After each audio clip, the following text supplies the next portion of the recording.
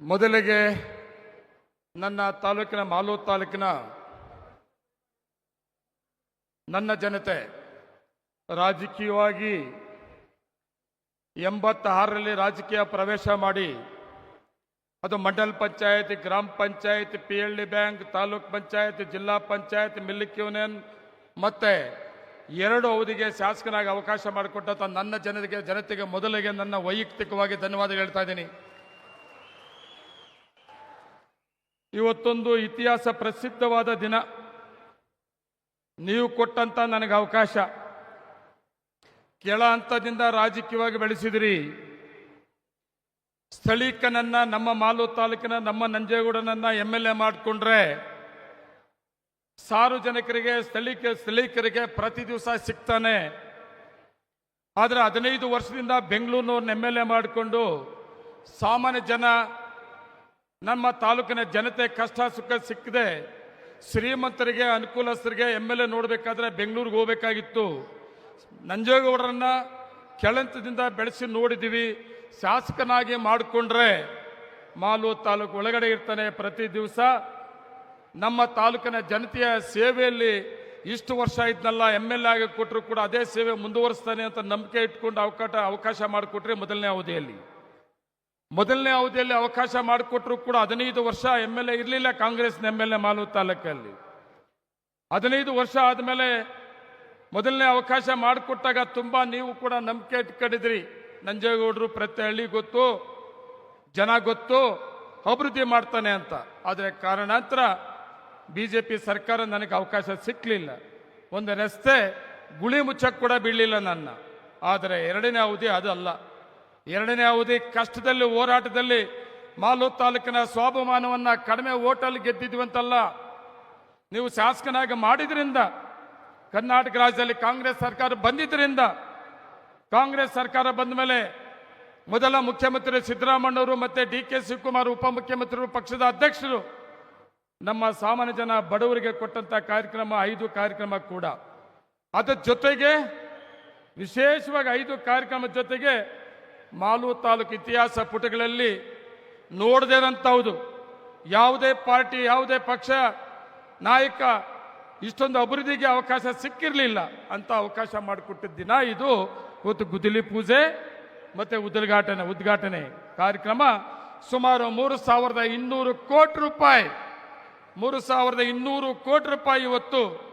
ಅದು 30 kilometre white topping concrete ರಸ್ತೆ 4 line ಆಗಿರ್ಬೋದು, ಮತ್ತೆ ಫ್ಲೈಓವರ್ ಆಗಿರ್ಬೋದು, ಸುಮಾರು ಯೋಜನೆಗಳು, ಬಸ್ ಸ್ಟ್ಯಾಂಡು, ಹಾಸ್ಪಿಟಲ್, ಮಾಲೂರು ಕೆರೆ ಅಭಿವೃದ್ಧಿ ಸುಮಾರು 3,200 ಕೋಟಿ ಪ್ರತಿ ದಿವಸ ಮಾತಾಡಿದ್ದೀನಿ. ಅಂತ ಒಂದು ಕಾರ್ಯಕ್ರಮವನ್ನು ಆಯೋಜನೆ ಮಾಡಿದ್ದೀವಿ. ಆದರೆ ಕಾರಣಾಂತರ 3 ಕಾರ್ಯಕ್ರಮ ಮುಂದಕ್ಕೆ ಹೋಯ್ತು. ಇವತ್ತು ಕೂಡ ದಿಗ್ಲಿತ್ತು ನನಗೆ. ನಾನು ಈಗ ಬರುವಾಗ ಹೇಳ್ಕೊಂಬಂದೆ, ಇವತ್ತು ಮುಖ್ಯಮಂತ್ರಿಗಳು ಸಿದ್ದರಾಮಯ್ಯವ್ರಿಗೆ, ನಮ್ಮ DK ಶಿವಕುಮಾರ್ ಅಣ್ಣವ್ರಿಗೆ, ಇವತ್ತೇನಾದರೂ ಬರದೇ ಇದ್ರೆ ರಾಜಕೀಯದಿಂದ ನಿವೃತ್ತಿ ಆಗ್ಬಿಡ್ತಾ ಇದ್ದಾಣ ನಾನು ಅಂತ. ನಿಜ ಕೂಡ ಅದು. ಇವತ್ತಿನ ಕಾರ್ಯಕ್ರಮ ತುಂಬ ನೋವು ತಿಂದಿದೆ. ಆದರೂ ಡೆಲ್ಲಿನಲ್ಲಿದ್ದರು, ಇವತ್ತು ಬರೋಕ್ಕಾಗ್ತಾ ಇರಲಿಲ್ಲ. ಆದರೂ ಸಹಿತ ಇವತ್ತು ಡೆಲ್ಲಿಯಿಂದ ನೇರವಾಗಿ ಈ ಕಾರ್ಯಕ್ರಮಕ್ಕೆ ಬಂದಿದ್ದಾರೆ. ನಿಮ್ಮೆಲ್ಲರ ಪರವಾಗಿ ನನ್ನ ವೈಯಕ್ತಿಕವಾಗಿ ಅವರಿಗೆ ಧನ್ಯವಾದಗಳು ಕೂಡ ಹೇಳಬೇಕಾಗ್ತದೆ. ಅದೇ ರೀತಿ ರಾಜಕೀಯವಾಗಿ ಅದೇನೇ ಆಗಲಿ, ನಾನು ಮೂಲತಃ ಕಾಂಗ್ರೆಸ್ಗೆ 86ರಲ್ಲಿ ಕೈ ಸಿಂಬಲಲ್ಲಿ ರಾಜಕೀಯ ಪ್ರವೇಶ ಆದೆ. ತಾಲೂಕ್ ಪಂಚಾಯತ್ ಪ್ರೆಸಿಡೆಂಟ್ವರೆಗೂ ಕಾಂಗ್ರೆಸ್ ಅಲ್ಲಿದ್ದೆ. ಕಾರಣಾಂತರ ಕಾಂಗ್ರೆಸ್ ಪಕ್ಷ ಬಿಟ್ಟು JDSಗೆ ಹೋದೆ. BJP ಸರ್ಕಾರ ಒಂದೇ ಒಂದು ಜಿಲ್ಲಾ ಪಂಚಾಯತಿ ಮಾಲೂರು ತಾಲೂಕಲ್ಲಿ ಆ ಸಿಂಬಲಲ್ಲಿ ಗೆದ್ದು ಕೋಲಾರ ಜಿಲ್ಲಾ ಪಂಚಾಯತ್ ಅಧ್ಯಕ್ಷ ಆಗಿದ್ದು ಕೂಡ ನೀವು ಕೊಟ್ಟಂತ ಅವಕಾಶ. ಅದಾದ ಮತ್ತೆ ಕಾಂಗ್ರೆಸ್ ಪಕ್ಷಕ್ಕೆ ಬರಬೇಕು ಅಂತೇಳಿ ಕಾಂಗ್ರೆಸ್ ಪಕ್ಷಕ್ಕೆ ಸೇರಿಸ್ಕೊಂಡೋದ್ರಲ್ಲಿ ನಾನು ಅದನ್ನ ನೆನಪು ಮಾಡ್ಕೊಳ್ಳಿಲ್ಲ ಅಂದ್ರೆ ದೇವರು ಒಳ್ಳೇದು ಮಾಡೋದಿಲ್ಲ. KH ಮುನಿಯಪ್ಪನವರು ಮತ್ತೆ ಅನಿಲ್ ಕುಮಾರ್ ಅವರು ಅವತ್ತು ನಾನು JDS ಇಂದ ಕಾಂಗ್ರೆಸ್ ಪಕ್ಷಕ್ಕೆ ಸೇರಿಸೋಕೆ ನನಗೆ ಒತ್ತಡ ಹಾಕಿ ಸೇರಿಸ್ಕೊಂಡು ಪಕ್ಷವನ್ನ ಕಟ್ಟಬೇಕು ಮತ್ತೆ ಕಾಂಗ್ರೆಸ್ನ ಗೆಲ್ಲಿಸಬೇಕು ಅಂತಂದ್ರು. ಅವರ ಆಶೀರ್ವಾದ ಇವತ್ತು ಅವರು ಕೂಡ ವೇದಿಕೆಯಲ್ಲಿದ್ದಾರೆ. ಮತ್ತೆ ಜಿಲ್ಲಾ ಮಂತ್ರಿಗಳು ರಾಮಲಿಂಗಾರೆಡ್ಡಿ ಅವರಿದ್ದಾರೆ.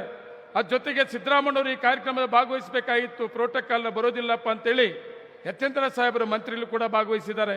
ಅದೇ ರೀತಿ ಇವತ್ತು ಈ ಕಾರ್ಯಕ್ರಮ ಏನು 3,200 ಕೋಟಿ ಇದೆ, 3,200 ಕೋಟಿ ಸುಮಾರು 2,000 ಕೋಟಿ PW ಮಿನಿಸ್ಟರ್ ಜಾರಕಿಹೊಳಿ ಸಾಹೇಬರು ಕೂಡ ನಾನು ಹೋಗಿ ಕೇಳಿದಾಗ ಯಾವುದು ಕೂಡ ಅಡ್ಡ ಇಲ್ಲದೆ ಸೈನ್ ಹಾಕಿಕೊಟ್ಟು ನನಗೆ ಅನುಕೂಲ ಮಾಡಿಕೊಟ್ಟಿದ್ದು ಕೂಡ ಅವರು ಕೂಡ ವೇದಿಕೆಯಲ್ಲಿದ್ದಾರೆ.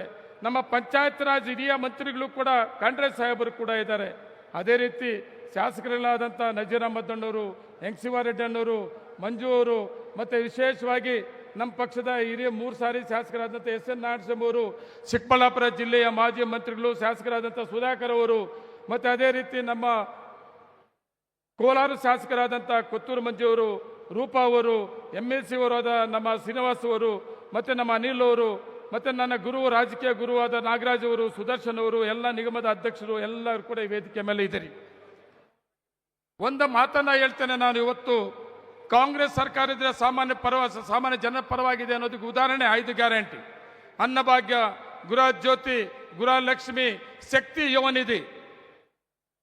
ಈ 5 ಕಾರ್ಯಕ್ರಮ ಜೊತೆಗೆ ಡೆವಲಪ್ಮೆಂಟ್ಸ್ ಕೂಡ ವಿರೋಧ ಪಕ್ಷದವ್ರು ಹೇಳ್ತಾರೆ, ಇಲ್ಲ ಆ ರೀತಿ ಇಲ್ಲ, ವಿರೋಧ ಪಕ್ಷದವ್ರು ಹೇಳ್ದಂಗಿಲ್ಲ. 5 ಗ್ಯಾರಂಟಿ ಸಾಮಾನ್ಯ ಜನ ಬಡವರಿಗೆ ಕೊಟ್ಟಂತ ಕಾರ್ಯಕ್ರಮದ ಜೊತೆಗೆ ಇವತ್ತು ಡೆವಲಪ್ಮೆಂಟ್ಸ್ ಕೂಡ ಇವತ್ತು ಮಾಲೂರು ತಾಲೂಕು ಒಂದೇ ಅಲ್ಲ, ಎಲ್ಲ ಕಡೆ ರಾಜ್ಯದಲ್ಲೂ ಕೂಡ ಡೆವಲಪ್ಮೆಂಟ್ಸ್ ಆಗ್ತಾ ಇದೆ. ವಿಶೇಷವಾಗಿ ನಾನು ಹೆಚ್ಚಿಗೆ ಭಾಷಣ ಮಾಡೋದಕ್ಕಿಂತ ಕಡಿಮೆ ಮಾಡ್ತೀನಿ, ಯಾಕಂದ್ರೆ ಪ್ರತಿ ದಿನ ನಿಮ್ಮ ಜೊತೆಲಿ ಇರ್ತೀನಿ. ನಾನು ಯಾವತ್ತೂ ಒಂದು ದಿವಸ ಕೂಡ ಬೆಂಗಳೂರಲ್ಲಿ ಆಟಿರಲ್ಲ, ಪ್ರತಿ ದಿವಸ ನಮ್ಮ ಜನರ ಜೊತೆಲಿ ಇರ್ತೀನಿ. ಎಷ್ಟೊತ್ತೇ ರಾತ್ರಿ ಆದರೂ ಕೂಡ ಊರಿಗೆ ಬರ್ತೀನಿ. ನಾನು ಹೆಚ್ಚಿಗೆ ಮಾತಾಡೋದು ಕಡಿಮೆ ಮಾಡಿ, ಮುಖ್ಯ ಅತಿಥಿಗಳು ವಿಶೇಷವಾಗಿ ಮುಖ್ಯಮಂತ್ರಿಗಳ ಭಾಷಣ ಆಗೋವರೆಗೂ ಕೂಡ ಎಲ್ಲರಿಗೂ ಕೂಡ ನಾನು ವಿನಂತಿ ಮಾಡ್ಕೊತೀನಿ. ನಾನು ಮೊದಲೇ ಹೇಳಿದ್ದೀನಿ, ಮಾಲೂರು ತಾಲೂಕು ಶಿಸ್ತಿದೆ, ಲಾಸ್ಟ್ವರೆಗೂ ಯಾರು ಹೇಳೋದಿಲ್ಲ ಅಂತೇಳಿ. ಮುಖ್ಯಮಂತ್ರಿ ಭಾಷಣ ಆದಷ್ಟು ಬೇಗನೆ ಲೇಟ್ ಆದರೂ ಕೂಡ ಅವ್ರಿಗೆ ಅವಕಾಶ ಮಾಡಿಕೊಟ್ಟು ಅವ್ರು ಮಾತಾಡೋಕ್ಕೆ ಅವಕಾಶ ಮಾಡಿಕೊಡ್ತೀನಿ. ನಾನು ದಯವಿಟ್ಟು ನನ್ನ ತಾಲೂಕಿನ ಜನತೆಯ ಮುಖೇನ ನಮ್ಮ ಎಲ್ಲ ನಾಯಕರಿಗೂ ಒಂದು ಮಾತನ್ನ ಕೊಡ್ತೇನೆ. ಏನು ಇವತ್ತು ಮುಖ್ಯಮಂತ್ರಿಯಾಗಿ ನಮ್ಮ ಸರ್ಕಾರ ಬಂದ ಮೇಲೆ ಅವಕಾಶ ತಗೊಂಡಿದ್ದಾರೆ. ಏನೇನು 1.25 ವರ್ಷ ಇದೆ. ಡೆವಲಪ್ಮೆಂಟ್ಸ್ ಒಂದಾದರೆ 28ಕ್ಕೆ ಮತ್ತೆ ಸಾಮಾನ್ಯ ಜನ ಬಡವರ ಪರವಾಗಿರುವಂತಹ ಕಾಂಗ್ರೆಸ್ ಪಕ್ಷವನ್ನು ಆಡಳಿತಕ್ಕೆ ತರಲೇಬೇಕು ಅಂತೇಳಿ ರಾತ್ರಿ ಹಗಲು ದುಡಿತಾರಂತ ನಮ್ಮ ಪಕ್ಷದ ಮುಖಂಡರು, ಹಿರಿಯರು, ಮತ್ತೆ ಮುಖ್ಯಮಂತ್ರಿಗಳು DK ಶಿವಕುಮಾರ್ ಅಣ್ಣವರು. ನಾನು ಒಂದು ಮಾತನ್ನ ಹೇಳ್ತೇನೆ, ಕೋಲಾರ ಜಿಲ್ಲೆಯ ಪರವಾಗಿ ಮತ್ತೆ ಮಾಲೂರು ತಾಲೂಕು ಪರವಾಗಿ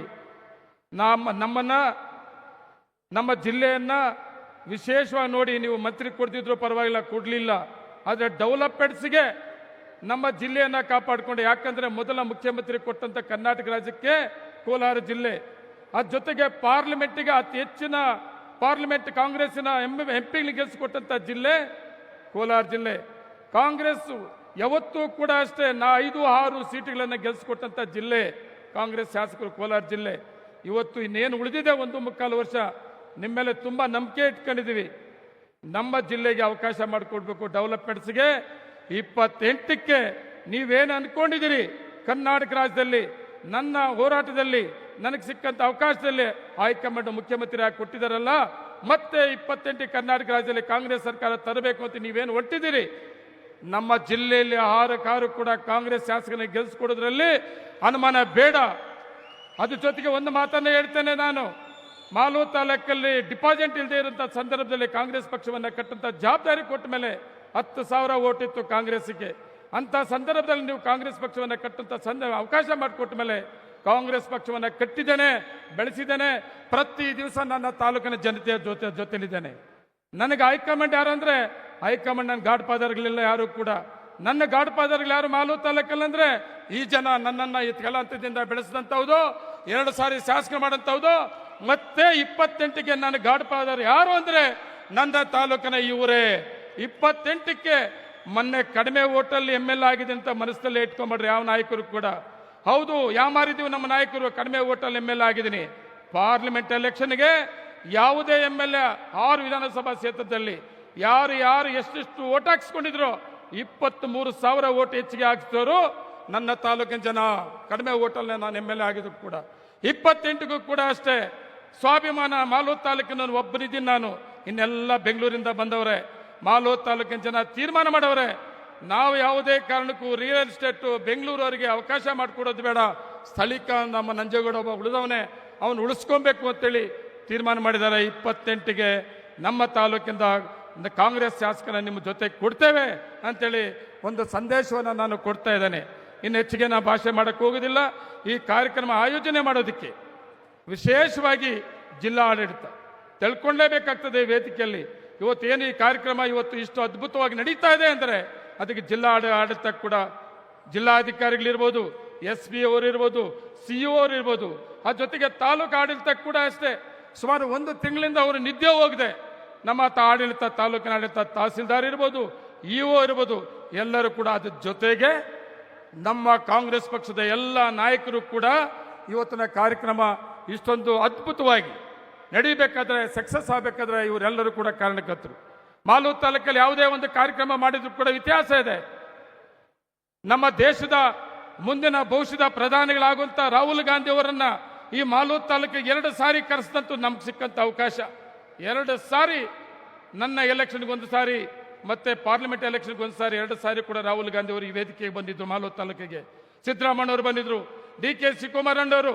ಕೊರೋನಾ ಸಂದರ್ಭದಲ್ಲಿ ರಾಜ್ಯದಲ್ಲಿ ಯಾರೂ ಮಾಡಲಿಲ್ಲ. ನಮ್ಮ ಕಾಂಗ್ರೆಸ್ ಪಕ್ಷದ ನಾಯಕರು ಕಷ್ಟದಲ್ಲಿ ಇರುವಂತವರಿಗೆ ಆ ಕೊರೋನಾ ಸಂದರ್ಭದಲ್ಲಿ ಕೊಟ್ಟಂತ ಕಾರ್ಯಕ್ರಮಗಳಿಗೆ ಡಿ.ಕೆ. ಶಿವಕುಮಾರ್ ಅವರು ಕೂಡ ಭಾಗವಹಿಸಿದಂಥದ್ದು. ತುಂಬಾ ಒಗ್ಗಟ್ಟಾಗಿದ್ದೀವಿ.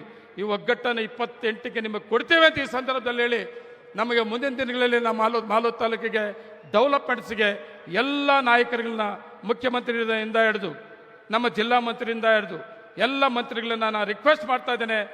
ವಿಶೇಷವಾಗಿ 28ಕ್ಕೆ ಮಾಲೂರು ತಾಲೂಕಿಂದ ಕಾಂಗ್ರೆಸ್ನ ಶಾಸಕರನ್ನು ಗೆಲ್ಲಿಸ್ಕೊಡ್ತೀವಿ, ನಮಗೆ ಸಹಕಾರ ಕೊಡಬೇಕು ಅಂತ ಈ ವೇದಿಕೆ ಮುಖಾಂತರ ನಿಮಗೆಲ್ಲರಿಗೂ ವಿನಂತಿಸ್ಕೊಳ್ತಾ, ನನಗೆ ಸಿಕ್ಕಂಥ ಈ ಅವಕಾಶಕ್ಕೆ, ನನಗೆ ಕೊಟ್ಟಂಥ ಸಹಕಾರಕ್ಕೆ ನನ್ನ ಜನತೆಗೆ ವೈಯಕ್ತಿಕವಾಗಿ ನಾನು ಧನ್ಯವಾದಗಳು ಹೇಳ್ತಾ ಇದ್ದೇನೆ. ನಮಸ್ಕಾರ. ಯಾರೂ ಕೂಡ ಒಬ್ಬರು ಹೇಳಕ್ಕೆ ಹೋಗ್ಬೇಡ್ರಿ. ಆದಷ್ಟು ಬೇಗನೆ ಈ ಕಾರ್ಯಕ್ರಮ ಮುಗಿಸ್ತೀವಿ. ನಮಸ್ತೆ.